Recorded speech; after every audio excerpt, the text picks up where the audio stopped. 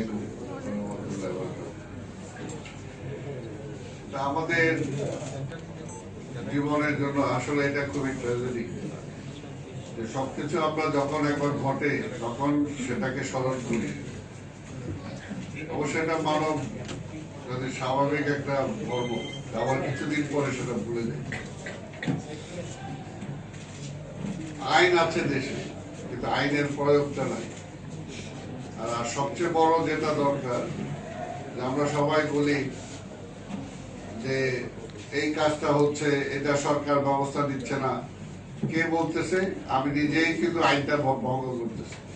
আমি সত্য একটা উদাহরণ দেই যে আজকে আমাদের ডেঙ্গু প্রতিরোধের জন্য আমরা অলরেডি আন্দোলন শুরু করেছি যে মশার লার্ভা যাতে জন্ম না নেয়।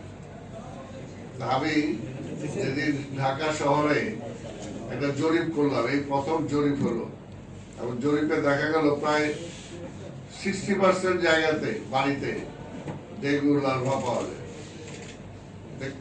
চিন্তা করে দেখেন, 60%, 100% আমরা জরিপ করেছি, তার মধ্যে 60% বাড়িতে আমরা সেটা লার্ভাটা পেয়েছি।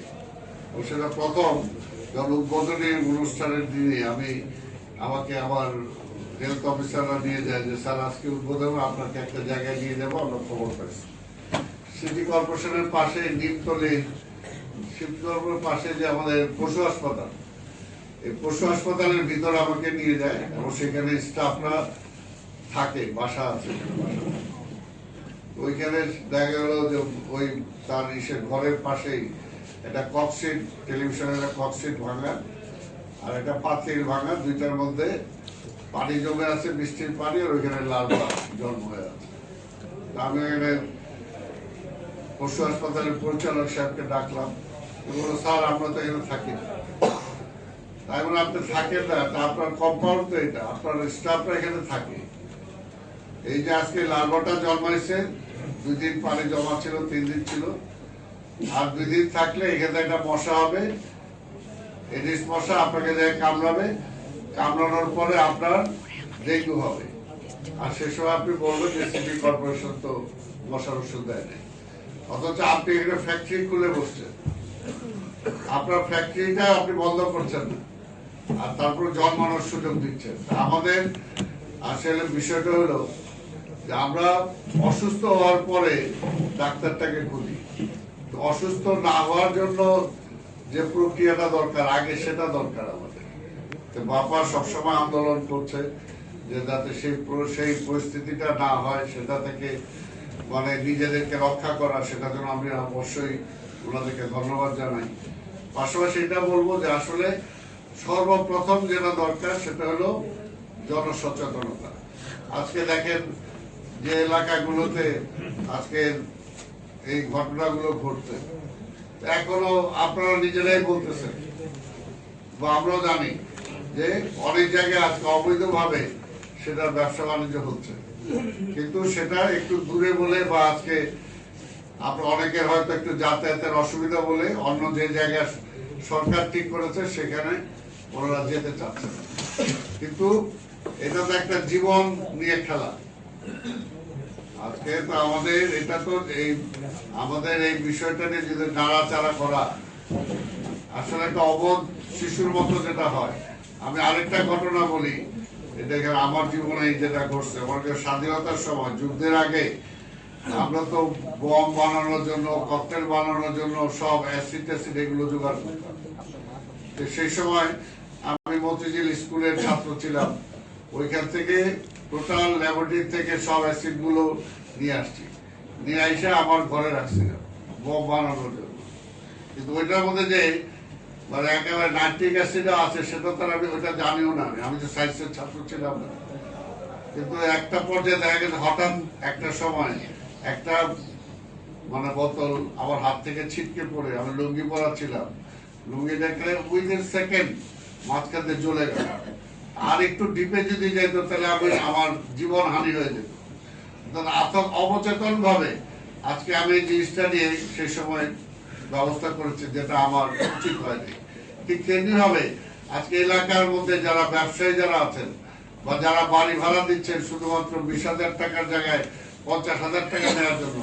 তারা যে একটা জীবনের দিয়ে খেলছেন, এটা তো তাদেরকে উপলব্ধি করতে হবে, বা এটা প্রশাসন তাদেরকে আরো স্ট্রিক্টলি বুঝাইতে হবে যে এটা নিয়ে খেলা করা যায় না, এটা নিয়ে খেলা করা যায় না। এবং এটা যত্রতত্র এটার ব্যবস্থাপনা হতে পারে না, যত্রতত্র এটার ব্যবসা হতে পারে না। এই বিষয়টার উপরে অবশ্যই স্ট্রংলি আমি মনে করি সিটি কর্পোরেশন বলি, আজকে ফায়ার সার্ভিস বলি, বা আমাদের মন্ত্রণালয় বলি, যারা এই ব্যাপারে কনসার্ন, অবশ্যই এই ব্যাপারে আরো কঠিন হওয়া উচিত। এই বিষয়টা আমাদের দেওয়ার দরকার।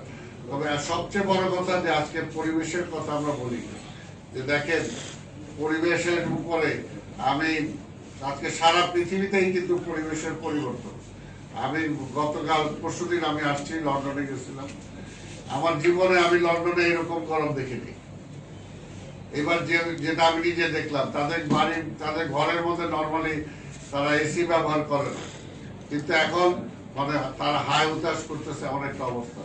অর্থাৎ আমরা চিন্তা করতেছি না সারা পৃথিবীতে আজকে বায়ুর যে মানে পরিবর্তন যেটা হচ্ছে, আজকে ঢাকা শহরে আমাদের এখনো গায়ে লাগতেছে না, কয়েকদিন পর পর ভূমিকম্প নক করতেছে, যে কোনো সব কথা না করুক, যদি এটা একটা বড় আকারে কখনো যদি হিট করে, তখন আমার অবস্থাটা কি হবে?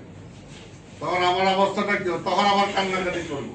কিন্তু এর আগে আমার যে প্রিকশন নেওয়া দরকার, আজকে সাধারণ নাগরিক হিসাবে, সরকার হিসাবে তো সরকারের দায়িত্ব আছেই, সিটি কর্পোরেশনের দায়িত্ব আছে, সেটা আমি সব এগ্রি করি। আপনি এখানে যে সমস্ত আলোচনা হলো আমি নিজেও এগ্রি করি, আজকে সিটি গভর্নমেন্ট দরকার। কিন্তু পাশাপাশি সবচেয়ে বড় কথা, নাগরিক সচেতনতা যদি আমি না আনতে পারি, আজকে প্রত্যেকের দায়িত্বটা, আজকে যে রাজুকে কাজ করে, বা সিটি কর্পোরেশনের কাজ করে, বা ফায়ার ব্রিগেডের কাজ করে, আজকে মিনিমাম মুনাফার জন্য যদি এমন একটা লাইসেন্স সে দিয়ে দেয়, তাহলে তো সেটা জীবনের একটা বিশাল একটা ক্ষতিকর। আজকে বিল্ডিং কোড আমরাই বলতেছি মানি না, আজকে বিল্ডিং কোডের একরকম অনুমতি নেওয়া হয়, অনুমতি নেওয়ার পরে আমরা চেঞ্জ করে ফেলি। কারা করে সেটা সেটাকে যে আরো স্ট্রংলি আইনের আওতায় এনে সেগুলো দেখা দরকার। আমরা তো সেগুলো জরিমানা দেখছি না। আজকে যত কথাই বলেন, আমরা মনে করবেন না কিছু, ইন্টেরিয়াম একটা গভর্নমেন্ট ছিল, ইন্টেরিয়াম গভর্নমেন্টের আমরা দেখছি যে পরিবেশ আন্দোলন যারা করেন, ওনাদের কিন্তু একটা উচ্চ পদস্থ লোকরা সেখানে ছিল, কিন্তু 18 মাসে বাংলাদেশের পরিবেশ উন্নয়নের জন্য ওরা কতটুকু কি করে গেছেন। অথচ সেই সময়টা কিন্তু ওনারা তো ওনাদের ভবিষ্যতে ক্ষমতায় যাওয়ার চিন্তা ছিল না।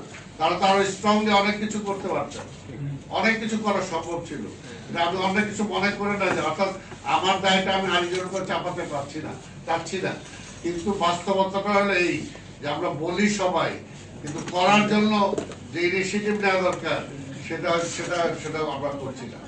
আমি অনেক কথা এই মুহূর্তে বলতেছি, কিন্তু আমার দায়িত্ব আছে যেটা আমার করার, হয়তো সেই কাজটা আমার দ্বারা সেইভাবে সম্ভব হচ্ছে না। এইটার জন্য আমাদের সবচেয়ে বড় দরকার, যেটা আসলে আমি মনে করি যে আজকে যে ব্যবস্থাপনাটা আসছে, এখানে প্রিন্স ভাই আসছেন, উনি রাজনীতি করেন, আজকে আমাদের পরিবেশ নিয়ে আন্দোলন করেন, আমাদের ওনাকে পছন্দ করি। আজকে সবাই একটা সম্মিলিত জায়গায় আসতে হবে যে দেশটা স্বাধীন করছি আমরা বহু বছর হয়ে গেছে, কিন্তু এখন পর্যন্ত ডেমোক্রেসিটাই প্র্যাকটিস করতে পারলাম না। আজকে দেখেন একটা ডেমোক্রেটিক গভর্নমেন্ট আসছে 3 মাস বা 4